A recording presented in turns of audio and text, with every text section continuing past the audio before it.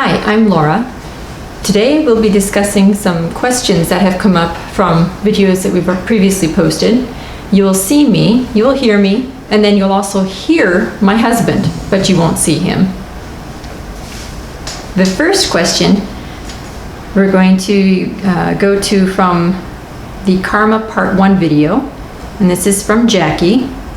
Her question, the end of the year karma, is that for Gregorian or lunar calendar? Well, honey, are you going to speak up? I was drinking some water here, so I don't have to clear my throat all the time. Never thought about that. I believe that the way this works is because God gives us free will, and that is my personal opinion, right? Okay. We'll see if that changes if someone comes in and said no, but my personal opinion is that everything is based on your perception, your perspective, from your point of view. Okay. If, for example, in your life, for example, we have the Chinese New Year and then we have the regular New Year. Well, your karma then descends. If your life is based on the Chinese New Year, that's when your karma descends, because it's tied to remember, you're born in a certain place, right? Born to a certain race, a certain culture, okay.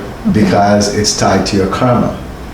And that's why I believe that it doesn't matter if it's Gregorian calendar or what's the other one? Lunar calendar. Mm-hmm. It's based on what were you born into? What did you agree on? And if you look at just look at yourself and see, okay, am I Asian? More than likely you were born into the lunar calendar. The lunar calendar, exactly. And so that's what it's tied to. It sounds like it's based on... However, but at the same time, there are also a lot of Asian individuals that when they come to America, their age, their date of birth changes, right? And so they start to follow what calendar is that one? Gregorian. The Gregorian calendar. Mm-hmm. Well, even though you were born to the Asian calendar, the lunar calendar, if you now decide that you're going to follow the Gregorian calendar, then of course your karma then is switched to that, because you're the one that controls that. Okay? God doesn't say, well, you chose to be Asian, so your karma will always descend on the what calendar? Lunar calendar, right? You can change that. That's how we always say. People think that their life is destined. Oh, well, I'm destined to be. There's no destiny. Right. There really isn't. It's based on your karma, but you have the power to change that. You're co-creator with God. Nothing is. It's not written in stone. In stone, right?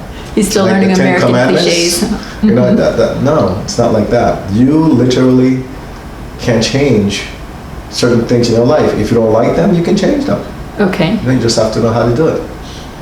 Does that answer that question?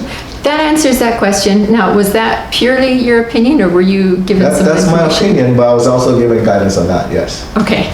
Well, thank you to whomever gave the guidance on that. The next question, going along with the video Karma Part 1 from Jackie. Are we going to put all of them on one? Oh, okay. Well, we're just discussing Karma Part 1. Okay. Right. The second question, if someone does not believe in God, does it mean the person will have more karma?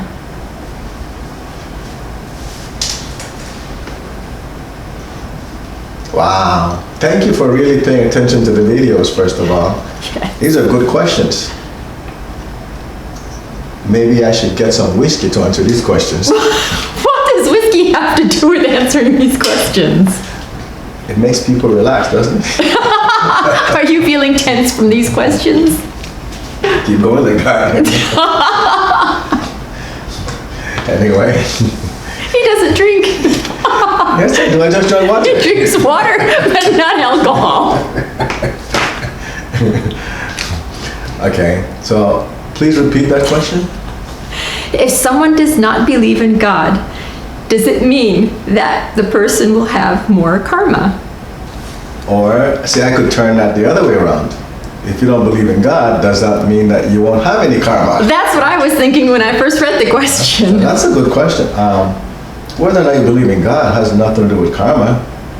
As I always say, the example I always give is, okay, so you don't believe that gravity exists.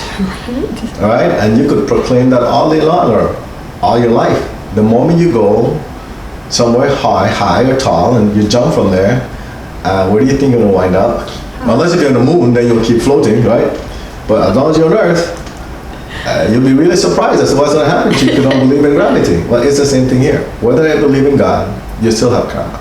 Because the only reason why people might think that, okay, you don't have karma is because you're like myself. When I was introduced to the idea of re-embodiment, you just refuse to accept that because it's just such a far-fetched idea, right? Like, how is that possible? No, we die, we're born, we die, and that's it, we're done. If you look at it from that standpoint, then it's hard for you to really understand the concept of karma, or even to accept it.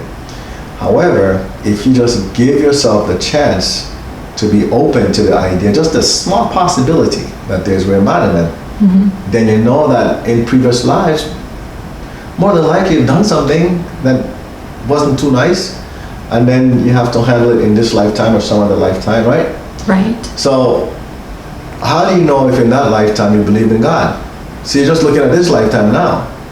And you might say, I don't believe in God now. But then in a previous lifetime, you could have been a monk. You could have been a pastor, you know? You could have been a preacher somewhere. So a lot of these questions would occur because a lot of these things that occur to us is because we're looking at just where we are now.